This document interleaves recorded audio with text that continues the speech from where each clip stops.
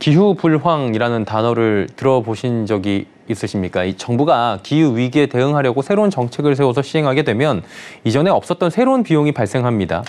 이러면서 기후불황이 발생할 수 있다라는 건데요. 결국에 기후불황을 막기 위해선 기후위기를 가져오는 온실가스의 대폭적인 저감이 필요한데 온실가스 대량 배출국들은 감축 노력을 하지 않아서 가난한 저개발국에 또 다른 경제적 피해를 줄 수 있게 된다고 합니다.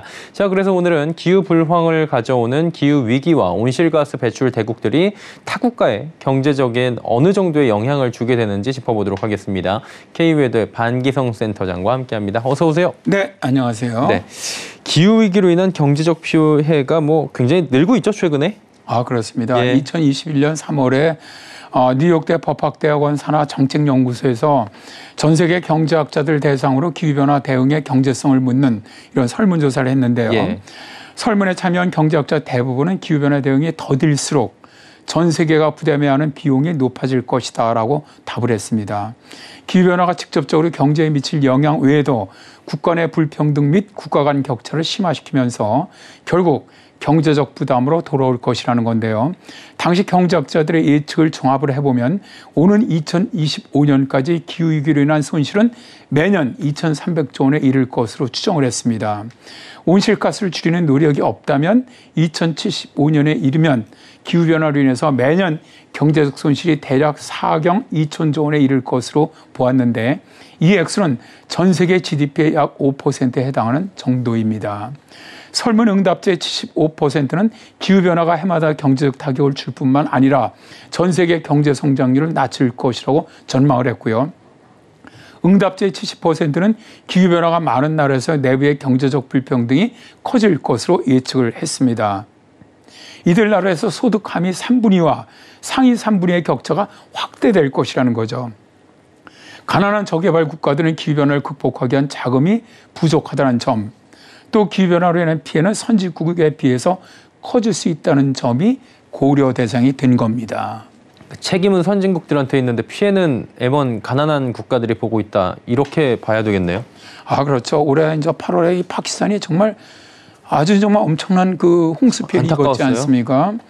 근데 이 파키스탄이 전 세계 탄소 배출량의 0.4%밖에 배출을 안 했어요.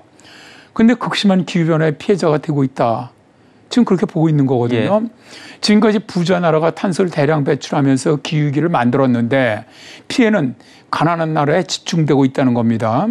미국의 다트머스 대학 연구팀은 올해 7월에 기후변화라는 학술지에 논문에서 부자 나라들이 배출한 탄소로 인해서 다른 나라들의 소득이 줄어들고 있다는 내용을 발표를 했습니다.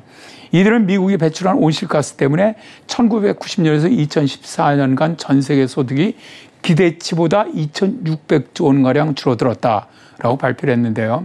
현재는 중국이 세계에서 최대 온실가스 배출국이지만 역사적으로 보면 미국이 압도적으로 1위죠. 산업혁명 시대부터 지금까지 합산한 온실가스 배출량은 미국이 중국의 현재 한 2배 정도 가깝습니다. 다트머스대 연구팀의 분석에서 중국이 기후위기에 미친 영향은 2,500조 원가량 되는 것으로 나타났고요. 러시아가 약 1,300조 원, 인도가 1,100조 원, 브라질이 730조 원으로 이들 나라들이 기후위기와 관련된 책임이 큰 나라들로 밝혀졌습니다. 이들 5개 나라들이 1990년에서 2014년 전 세계에 끼친 경제적 피해는 약 8,230조 원 정도로 같은 기간 전 세계 국내 총생산의 11%에 해당하는 것으로 추산이 되었는데요. 사실 우리나라도 가난한 나라에 미친 책임에서 자유롭지는 않습니다. 우리나라 온실가스 종합정도센터의 발표에 따르면 1960년 이후 우리나라 누적 이산화탄소 배출량 비율이 전 세계 국가 배출량 중 1.3%로 16위를 기록하고 있습니다. 배출량 상위 20개 국가가 전체 배출량의 81.2%를 내뿜은 가운데 한국 1인당 배출량은 주요 선진국들과 비교하면 사실상 5위권으로 굉장히 높은 편에 속합니다. 또한 2021년 배출량 순위는 전 세계에서 11위권으로 나타나고 있죠. 근데 이게 다트머스 대학에서 보고서 만들었잖아요. 이거 기준이 무엇인지 굉장히 궁금하네요. 이제 연구팀은 각각의 이런 기후들이 각국의 기후 위기에 미치는 영향을 평가하기 위해서 일단 온실가스 배출량, 그다음에 지역별 기후 조건, 그다음에 경제적 변화 이런 요인들을 갖다 아주 다양한 모델링을 통해서 분석을 했습니다. 그래서 이제 이런 결과를 도출을 했는데요. 자, 이들은 이제 미국의 온실가스 배출로 인한 피해는 주로 가난한 나라의 폭염이라든가 가뭄 등으로 인한 흉작 등을 유발하는 방식으로 발생했다고 이제 분석을 했는데요.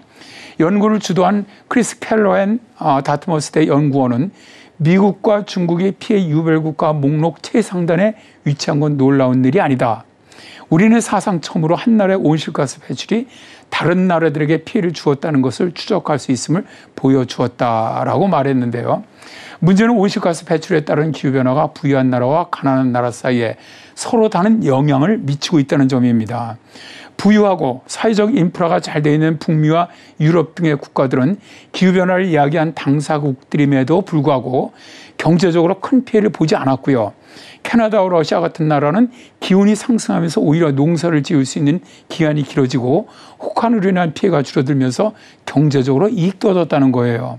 그러나 주로 열대 지역에 모이는 가장 가난한 국가들은 온실가스 배출량이 매우 적었음에도 기온이 더 상승하면서 폭염이라든가 가뭄, 대홍수 등으로 인한 매우 심각한 피해를 입고 있다라고 연구팀은 강조를 했습니다. 연구팀은 이번 연구에 포함되지 않은 생물 다양성 감소 혹은 문화적 피해, 기후재난 등으로 인한 인명 손실 등을 만일 이 데이터에 포함을 시킨다면 실제적인 경제적 피해는 훨씬 더 늘어날 것이다라고 밝혔죠. 예. 오늘은 온실가스 배출 그 대국들이 타국들에 어떤 영향을 더 주고 있는지 이런 부분들을 좀 상세하게 짚어봤습니다. K웨더의 반기성 센터장과 함께했습니다. 고맙습니다. 네, 감사합니다.